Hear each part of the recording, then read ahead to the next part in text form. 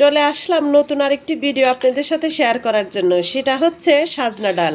এখন কিন্তু অনেক সাজনা পাওয়া যাচ্ছে, তো এই সাজনা ডালটা কিন্তু অনেক মজা লাগে।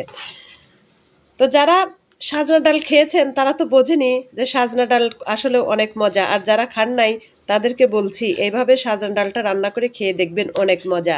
তো চলুন কথা না বলি, এত সুন্দর সাজনা ডালটা কিভাবে কি দিয়ে রান্না করলাম সেটা একটু দেখে নেই। সাজনার ডালটা তৈরি করার জন্য আমি এখানে সাজনা নিয়ে নিয়েছি। সাজনাটা সুন্দর করে কেটে নিয়েছি, আর এখানে আমার প্রয়োজন মতো ডাল নিয়ে নিয়েছি। ডালটা ধুয়ে পরিষ্কার করে নিয়েছি, আর এখানে শুকনা মশলা নিয়ে নিয়েছি। ডালটা সুন্দর করে মেখে নেব। একটা পাতিল নিয়ে নিলাম, এখন আমি ধুয়ে রাখা ডালটা দিয়ে দিলাম। আপনাদের প্রয়োজন মতো ডাল নিয়ে নেবেন, তো আমার যতটুকু প্রয়োজন আমি ততটুকু ডাল নিয়ে নিয়েছি।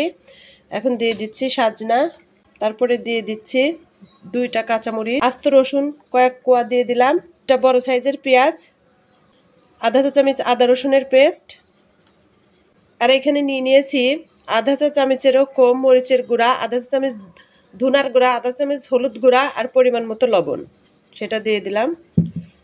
যেহেতু আস্ত রসুন দিয়েছি এর জন্য আদা রসুনের পেস্ট একটু কম দিয়ে দিলাম। এখন পরিমাণ মতো তেল দিয়ে দিচ্ছি।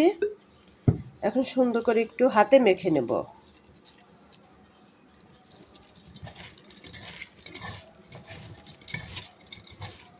এভাবে যখন ডাল আর সাজনাটা মাখাবেন কি যে সুন্দর একটা স্মেল আসে মাখাতেই।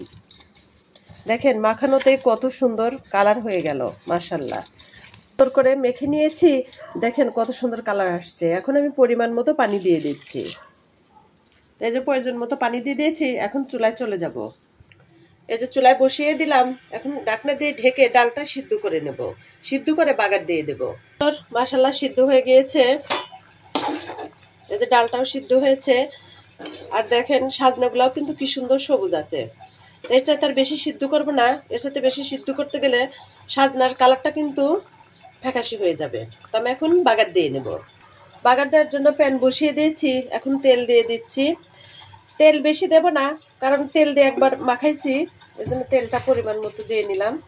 দিয়ে দিচ্ছি রসুন কুচি আর পেঁয়াজ কুচি। বেশি দেব না, কারণ সবকিছু ডালে দেওয়া আছে।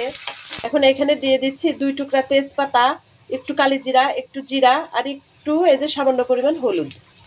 ডালে এই বাগারটাই কিন্তু মেন, এই বাগারটা না দিলে কিন্তু এই ডালের টেস্ট আসবে না। এখন আমি ডালটা দিয়ে দেব। দেখেন কত সুন্দর ব্রাউন কালার হয়েছে, কিন্তু এইভাবে কালার করে নেবেন পেঁয়াজ রসুন। মাশাআল্লাহ কত সুন্দর কালার হলো। এই যে সুন্দর হয়ে গিয়েছে, আমি এখন নামিয়ে নেব। দেখেন মাশাআল্লাহ কত সুন্দর কালার আসছে। সাজনা ডালের ফাইনাল লুক দেখেন কত সুন্দর হয়েছে, মাশাআল্লাহ। সাজনাটা কিন্তু সবুজই আছে, আর ডালটা সুন্দর এই যে একদম গলে মিশে গিয়েছে। তো আলহামদুলিল্লাহ এই ডালটা কিন্তু খেতে অনেক মজা। তো যারা এভাবে সাজনা ডাল রান্না করে খান নাই তাদেরকে বলবো একবার হলেও খেয়ে দেখবেন, আলহামদুলিল্লাহ অনেক মজা। তো আজকের মতো বিদায় নিচ্ছি, আবার কোনো একটা রেসিপি বা কোনো একটা ভিডিও নিয়ে আপনাদের সাথে শেয়ার করতে চলে আসবো। আপনারা সব অনেক ভালো থাকেন, আল্লাহ আমাদেরকেও ভালো রাখুক। আল্লাহ হাফেজ, আসসালামু আলাইকুম।